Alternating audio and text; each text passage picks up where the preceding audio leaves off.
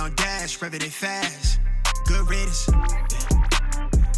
Yeah. Pure spirit. Yeah. No evils. Yeah. Good riddance. Yeah. They dead it. I said it and I meant it. 100 on dash, revving it real fast. Salut l'équipe, je me présente, moi c'est Marius, boxeur amateur, champion de France et coach de boxe.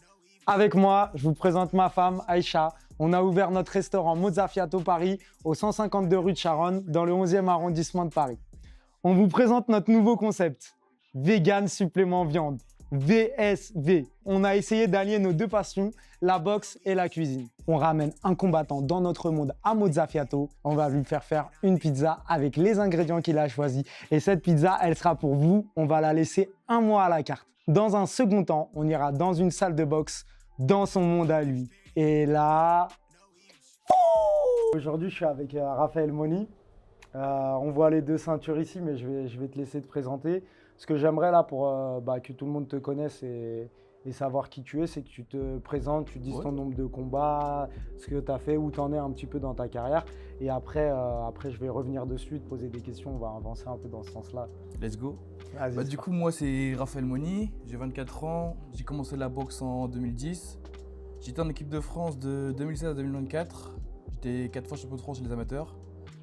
Ensuite, je suis passé pro donc, du coup, l'année dernière. J'ai fait 9 combats, 9 victoires. J'ai été champion de France il y a 2 mois et champion du monde moins de 5 ans il y a quelques semaines. Félicitations déjà. Merci. Raphaël, les ceintures sont là pour le prouver, donc c'est magnifique. Ça veut dire là en un an tu as fait 9 combats pro. 9 combats, ouais. C'est énorme, non? J'ai bien enchaîné, ouais. Ah ouais, génial. Ok, et t'as déjà préparé un peu ce que tu voulais faire ensuite ou pour l'instant déjà t'es À content quelque de chose ce que près, t'as ouais. Déjà là on va prendre un peu de repos parce que j'ai pas mal enchaîné. Donc Ouais. du coup en 2026 on va reprendre progressivement.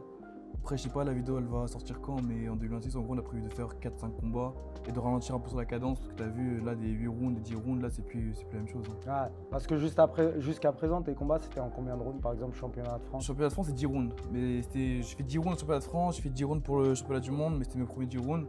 Après quand j'ai commencé je faisais des 6 rounds, j'ai fait un 8 rounds en avril ou en mai et là j'ai fait 2 10 rounds.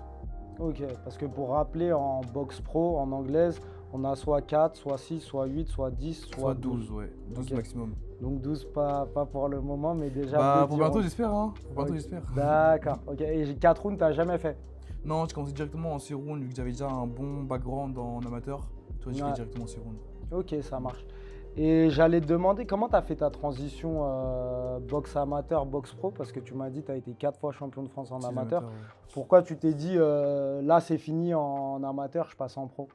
C'est très simple, en fait de base moi je voulais faire les Jeux Olympiques de Ouais. Paris en 2024. Malheureusement du coup j'ai pas pu et j'ai passé pro direct. Hein. Ok, et tu t'as pas pu pour une raison perso? J'étais en ou- concurrence, donc du coup ouais, il y a un boxeur par catégorie de poids.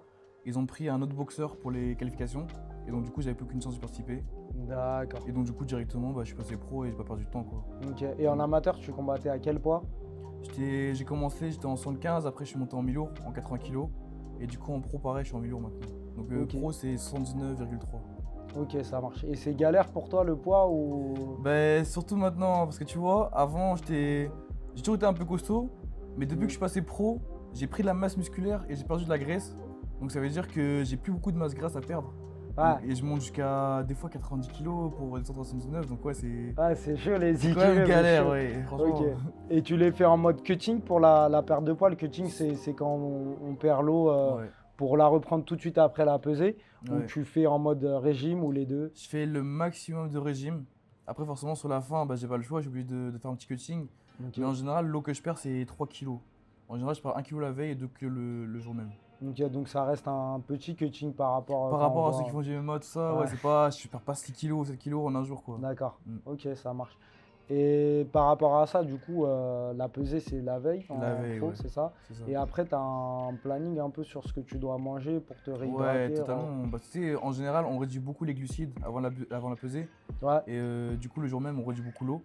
Et donc, du coup, là, le but, c'est vraiment de reprendre tout le glycogène qu'on a perdu et de se réhydrater au maximum. Tu vois, c'est hyper important de reprendre, de se remettre en forme. Ouais, c'est une recharge que ça sent en glucides. C'est une et en- très grosse recharge, ouais. C'est beaucoup de. En très grosse quantité, tu vois. On va pas manger n'importe quoi, on va pas manger des croissants, des pains au chocolat peut-être vraiment très légèrement pour le côté plaisir. Mais vraiment, Ouais. le principal, c'est de manger des féculents. Donc beaucoup de féculents. Ça peut être des pâtes, ça peut être du riz, ça peut être du pain. Et de se réhydrater au maximum avec des électrolytes. Parce qu'on perd aussi du sel, on perd des minéraux. Et beaucoup d'eau, quoi. Tu connais ton domaine, hein? Ah, moi, je m'y connais beaucoup dans ce domaine-là, ouais. Maintenant, en plus, je m'intéresse du coup. Ok, ça marche. Bah justement, j'allais te demander, est-ce que tu as une équipe parce que tu sais, des fois, nous, on imagine les pros, vu que nous, de l'extérieur, on l'imagine avec un staff de ouf, Ouais. nutritionniste, préparateur physique, 8 Bah, coachs. c'est ça, ouais. Toi, c'est vraiment le cas, c'est comme ça, tu as un gros staff derrière Une toi ou tu fais grosse quand même équipe, beaucoup de ouais. choses toi-même? Après, j'ai peut-être pas vie coach non plus. Du coup, j'ai mon coach et mon frère d'ailleurs, c'est un Moni. Mm. J'ai mon préparateur physique, Kassar Aziz. J'ai mon nutritionniste, j'ai mon manager. Et ça, c'est l'équipe qui tourne autour de moi en général. Ah, donc tu as quand même une belle équipe, tu es bien encadré. Je pense que c'est important en pro d'être bien entouré, hein. En général, en pro, les gens ils ont du mal à aller le plus loin possible parce qu'ils sont pas bien entourés.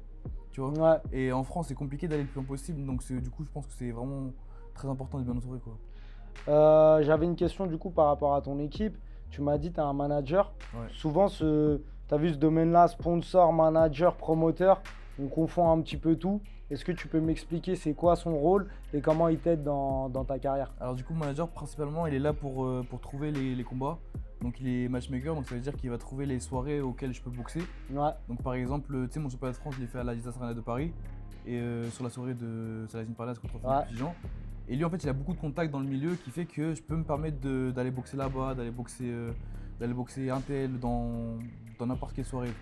ok. Et après, ensuite, il trouve les combats, donc les adversaires. Et c'est principalement dans ça qu'il m'aide, quoi. C'est lui qui trouve les combats et qui organise ça. Ouais, c'est ça. Et j'avais entendu pas mal de pros qui m'avaient expliqué quand ils commencent que c'est eux-mêmes qui financent au début leurs combats. Toi, ça se passe comment? Est-ce que déjà tu arrives à vivre de la boxe maintenant? Est-ce que c'est mitigé? Est-ce que c'est en cours? Ouais, alors je vis de la boxe, je fais que ça. Cool. Donc je suis pas encore millionnaire, ça c'est clair. Mais c'est le but d'ailleurs. Et ça veut dire qu'au début, il y a des combats où j'ai pas été payé, où c'était nous qui devions trouver les finances. Ouais, Et c'est pour ça aussi que j'ai réussi à faire 9 combats en un an et demi. ouais. Donc voilà, c'est un peu un investissement. Et je sais que ça va commencer à payer, quoi. Me permettre. Ouais. Et d'ailleurs, tu avais combien de combats en amateur? J'ai pas compté exactement, mais j'en avais environ 80. Ah ouais, quand même. C'est Ouais. énorme en France, Ouais, c'est non? pas mal, ouais. Et est-ce que là, du coup, tu as un parcours pour la suite? Tu m'as dit qu'en 2026, tu préparais 4 combats. Toi, est-ce qu'il y a une ceinture vraiment qui te plairait à aller chercher En ou, 2026, ouais. En 2026, ce serait la ceinture européenne, du coup. Là, Ok. j'ai fait le championnat de France, Ouais, j'ai fait le championnat du monde moins de 25 ans. Maintenant, on va chercher la ceinture européenne. ouais. Et après, à long terme, le championnat du monde, mais pas jeune, du coup, là. Comment c'est venu? Comment vous avez commencé la boxe tous les deux? En fait, il faut savoir que j'ai deux grands frères, donc j'ai Vitarien et Laïs Moni. D'accord.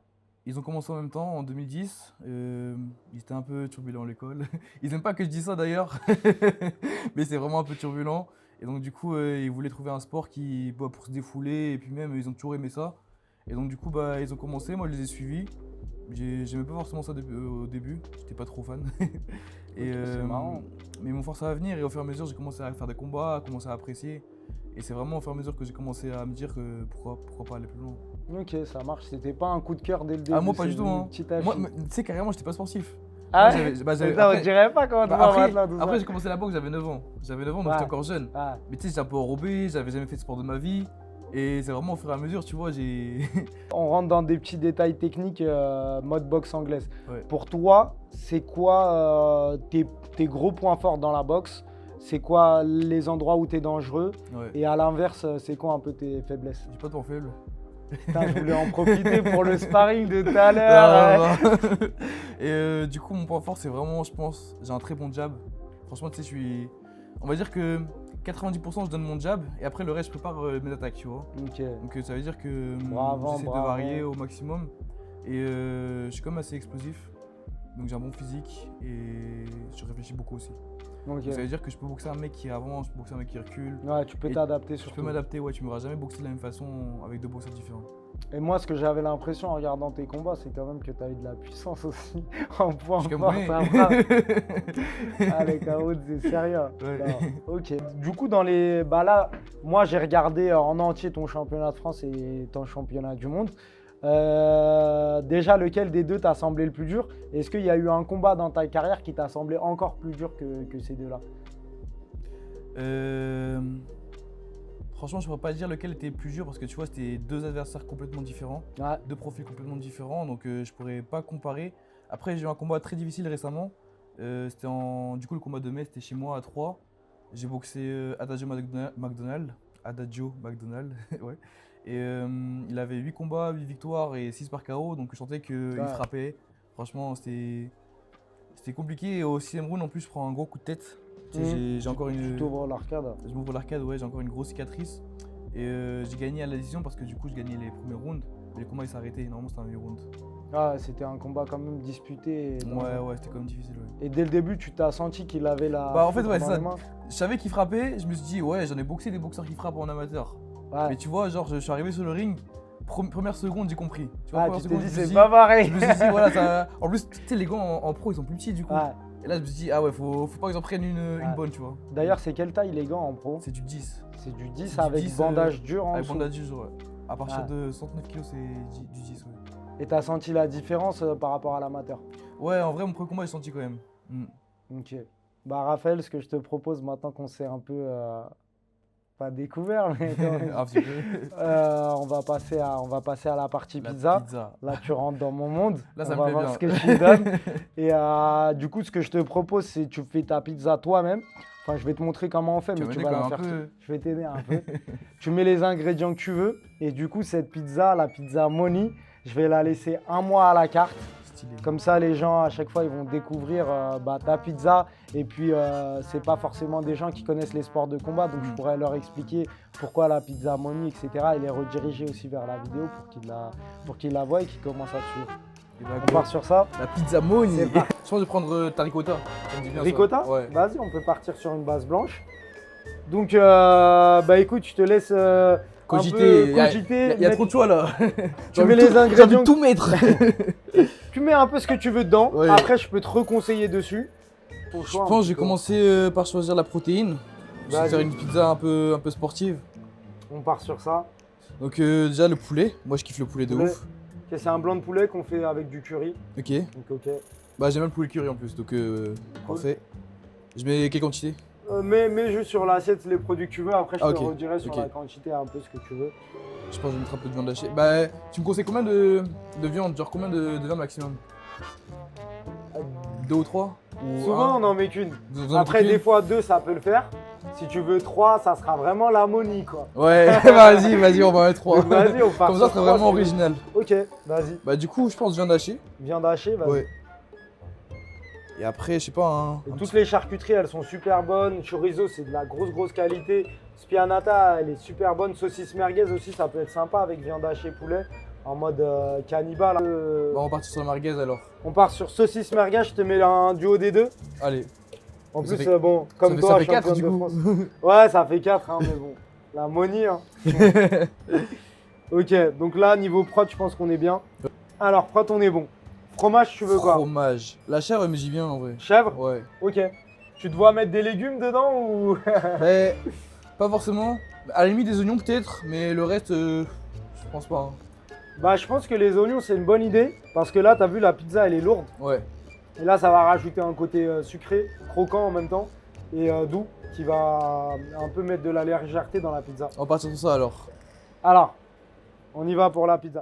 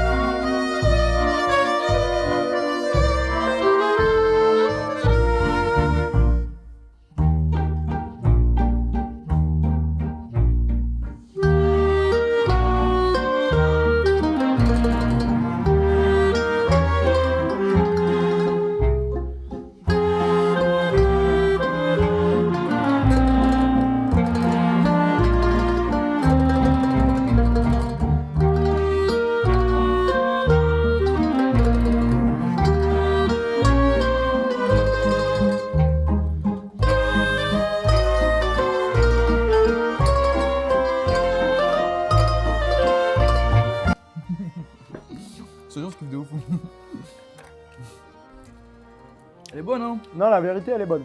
T'as fait des bons mélanges.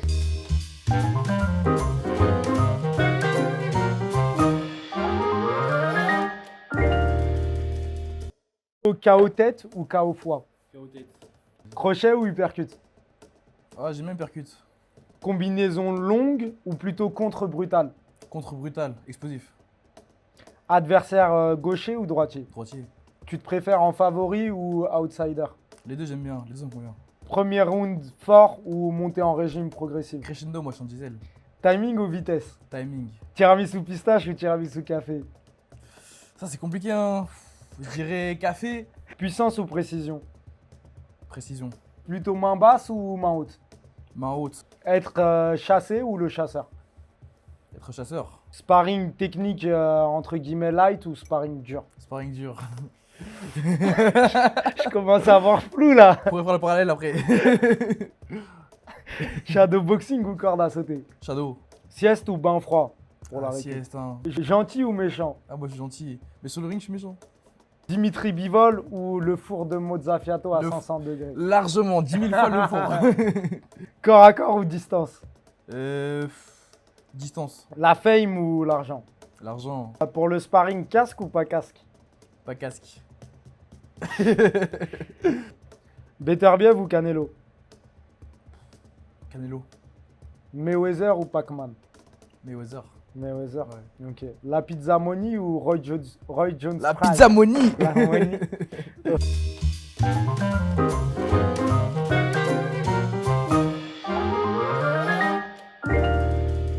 Mbili, tu le classes où? 4. Shkitu. 6. Wilder. 3. Tony Yoka. Je vais mettre 5. Greg MMA. Bah, fait pas. Je vais mettre 10. Hein. Crawford. 1. Mike Tyson. À son prime. Ah, 2 du coup. Parce que je peux mettre 1. Jake Paul. 9. Samake. Je vais mettre 7. Et Mayweather. Ah putain. Bah du coup 8 mais info 8.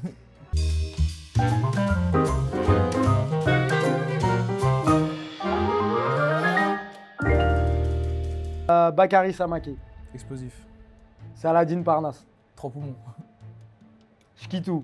Pression. Kevin Lele Sadio. La puissance. Double pression, j'aurais dit aussi. Ahmed El Moussaoui. Longévité. Dimitri Bivol. Expérience. Christian Mbili. Cardio. Terence Crawford. Smart. Gervonta Davis. Timing. Canelo Alvarez. Puissance. Mohamed Ali. Jeu de jambes. Alexander Usyk.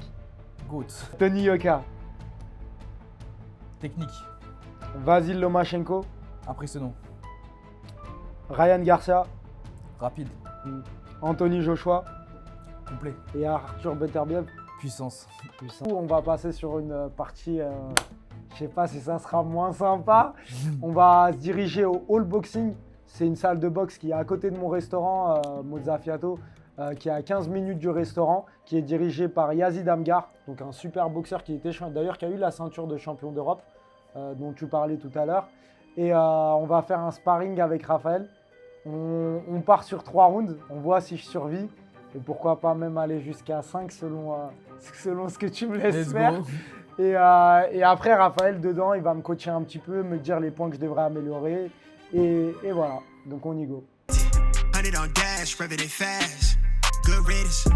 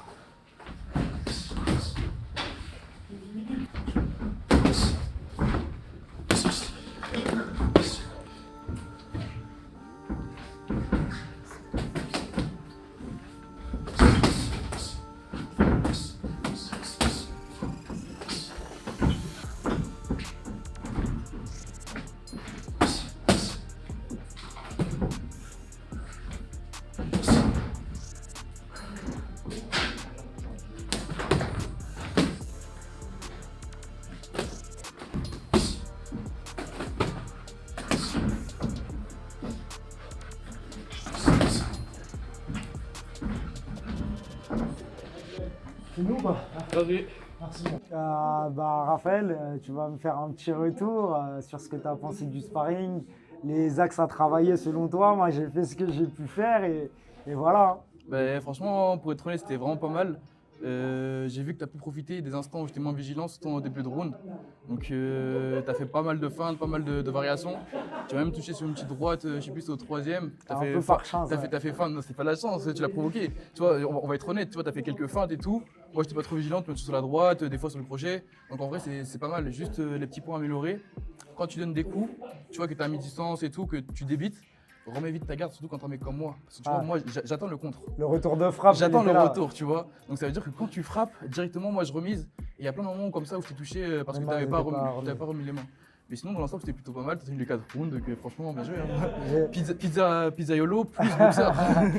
Là, j'ai senti que tu avais été très très gentil déjà.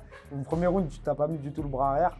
Ouais. Mais le bras avant, moi, il m'a posé des galères parce que je sais pas si. Des fois, on le sent pas quand on n'est pas sur le ring. C'est ça. Cette espèce de faux rythme. Et un peu, des fois, on a l'impression que Joe Joyce, il est lent, tout ça, mais son jab, il passe tout le temps.